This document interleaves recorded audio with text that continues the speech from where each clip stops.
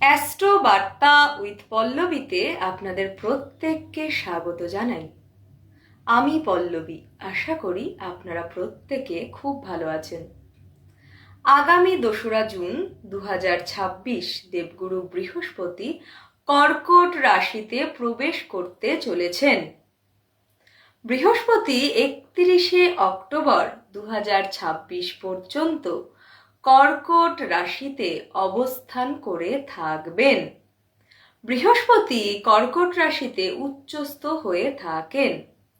আজ আমি আলোচনা করব মিথুন লগ্নের জাতক এবং জাতিকাদের বৃহস্পতির এই ট্রানজিট কেমন কাটতে চলেছে সেই প্রসঙ্গে। মিথুন লগ্নের অধিপতি গ্রহ বুধ। এটি একটি বায়ু তত্ত্বের দ্ব্যর্থক প্রকৃতির রাশি। মিথুন লগ্নের জাতক এবং জাতিকারা অত্যন্ত বুদ্ধিদীপ্ত হয়ে থাকেন। এরা যথেষ্ট মিশুকে স্বভাবের অধিকারী বা অধিকারিণী হয়ে থাকেন। এদের মধ্যে সারাক্ষণই একটা বাচ্চা সুলভ আচরণ লক্ষ্য করা যায়। এদের বয়স সহজে ধরতে পারা যায় না। চলুন সংক্ষেপে জেনে নেই বৃহস্পতির এই ট্রানজিট মিথুন লগ্নের জাতক এবং জাতিকাদের জীবনে কী প্রভাব বিস্তার করতে চলেছে।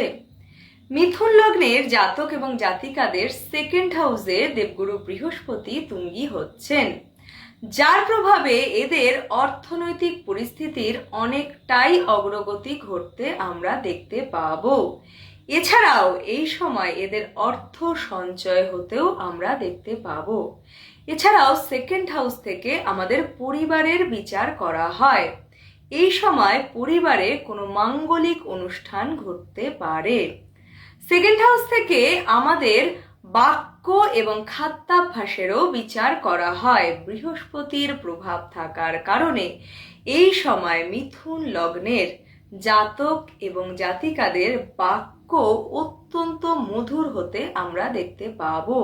এছাড়াও এনারা নিজেদের খাদ্যাভ্যাসে এই সময় নিয়ন্ত্রণ রাখতে সক্ষম হবেন। এই সময় দেবগুরু বৃহস্পতির দৃষ্টি মিথুন লগ্নের ষষ্ঠ ভাব, অষ্টম ভাব এবং দশম ভাবের ওপরে পড়বে। বৃহস্পতির পঞ্চম দৃষ্টি ষষ্ঠ ভাবের ওপরে পড়ার কারণে দীর্ঘ দিনের ঋণ থেকে এই সময় মিথুন লগ্নের জাতক এবং জাতিকারা মুক্ত হতে পারবেন। এছাড়াও দীর্ঘ দিনের কোনো রোগ থেকেও আপনারা মুক্তি পাবেন। শত্রুরাও আপনাদের বিরক্ত করা কমিয়ে দেবে। অষ্টম ভাব থেকে আমরা আমাদের ইনহেরিটেন্সের বিচার করে থাকি। এই সময় দেবগুরু বৃহস্পতির অষ্টম দৃষ্টি আপনার অষ্টম ভাবের ওপর পড়বার কারণে আপনি পৈতৃক সম্পত্তি পেতে পারেন। এছাড়াও দশম ভাব থেকে আমাদের কর্মের বিচার করা হয়। এই সময় কর্মক্ষেত্রে যথেষ্ট সুফল আসতে আমরা দেখতে পাবো। আপনি যদি হয়ে থাকেন মিথুন লগ্নের জাতক কিংবা জাতিকা, সেক্ষেত্রে আপনার জীবনে। চলে আসি রেমেডির প্রসঙ্গে। এই সময় আপনি প্রত্যেক দিন গণেশজিকে 21টি করে দুর্বা ঘাস অর্পণ করুন। প্রত্যেক বৃহস্পতিবার অসহায় মানুষের মধ্যে হলুদ বস্ত্র, হলুদ দ্রব্য এবং হলুদ মিষ্টি দান করুন।